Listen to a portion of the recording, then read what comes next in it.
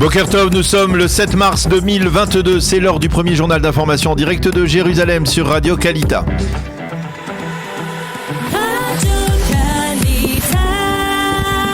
Radio J, le journal en direct de nos studios de Jérusalem.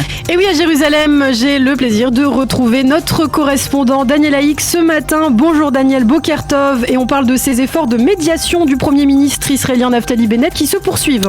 Oui, effectivement, Boker Tov, bon retour. Ilana, effectivement, après s'être rendu samedi à Moscou, puis à Berlin, eh bien, le Premier ministre israélien Naftali Bennett continue à investir des efforts non négligeables pour parvenir à un cessez-le-feu. Hier soir, on a appris que Naftali Bennett s'était à nouveau entretenu au téléphone avec Vladimir Poutine, mais également avec Emmanuel Macron et avec Olaf Scholz, le nouveau chancelier allemand. Après la conversation entre Poutine et Bennett, le Kremlin a publié un bref communiqué mentionnant que celle-ci a traité des conversations de Bennett avec les autres leaders.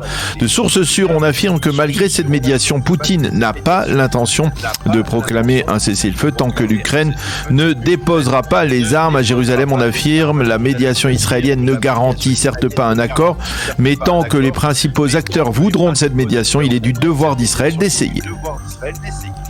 Et puis en marge de ces efforts, le chef de la diplomatie israélienne Yair Lapid, lui, s'envole ce matin pour la Lettonie. Oui, Lapid doit rencontrer aujourd'hui à Riga le secrétaire d'État américain Anthony Blinken. Il faut rappeler que Lapid a toujours adopté une position plus proche de celle des États-Unis que Naftali Bennett dans le conflit entre la Russie et l'Ukraine. À l'ordre du jour de la rencontre d'aujourd'hui, les efforts israéliens donc pour parvenir à un cessez-le-feu en Ukraine, mais également l'accord de Vienne qui paraît de plus en plus imminent. On veut sur ce point obtenir en Israël des clarifications sur certaines clauses très problématique pour la défense de l'État d'Israël.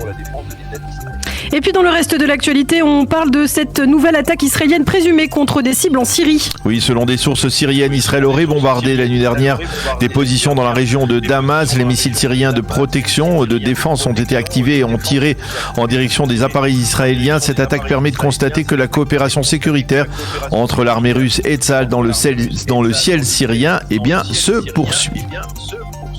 Et c'est dans ce contexte tendu qu'on apprenait hier que Tsahal avait détruit l'an dernier des drones iraniens. Oui, il s'agit de 2 drones lancés à partir de l'Iran en direction du territoire israélien qui ont été interceptés par des avions de chasse furtifs F-35. Il faut souligner que c'est la première fois que ces avions furtifs remplissent une telle mission en Israël. Le porte-parole de Tsahal a expliqué que cette interception s'était déroulée en étroite coordination, je cite, avec des pays voisins, sans préciser de quel pays il s'agissait, mais on peut apparemment envisager qu'il s'agisse des Émirats et du Bahreïn. Selon des sources israéliennes, Tsahal a créé une sorte d'enveloppe de protection dans les cieux de la région avec le concours de ces pays.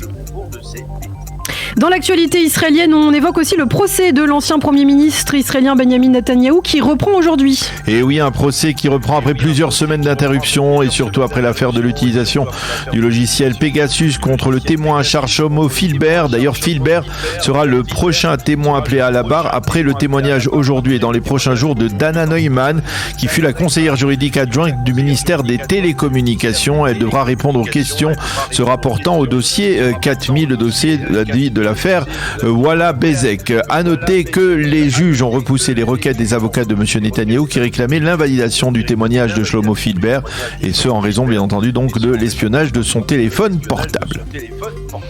Et puis pour terminer, une information commerciale qui a fait le buzz, Daniel, dès son annonce hier. Et oui, cette information, vous l'avez certainement retrouvée, eh bien c'est l'arrivée de Carrefour en Israël. Le puissant consortium de grande distribution devrait ouvrir plusieurs dizaines de succursales de supermarchés à travers le pays. Il s'agit des supermarchés des 2 grandes marques israéliennes que sont Yenot Bitan et Mega, qui prendront donc le nom de Carrefour. L'information a provoqué un vif intérêt, en particulier dans la communauté francophone d'Israël. La question qui est sous toutes les lèvres est de savoir si les prix de Carrefour Israël seront aussi compétitifs que ceux de Carrefour en France.